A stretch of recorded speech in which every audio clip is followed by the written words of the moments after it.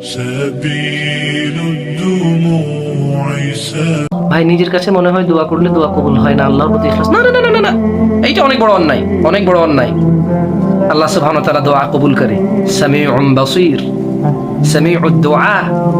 আপনি আল্লাহর কাছে দোয়া করবেন, সেই দোয়া কবুল হবে এই আস্থা রাখবেন, আল্লাহর প্রতি ভরসা রাখবেন। আপনি দোয়া করেছেন, আল্লাহ সেটা শুনেছে, এই আস্থা রাখবেন।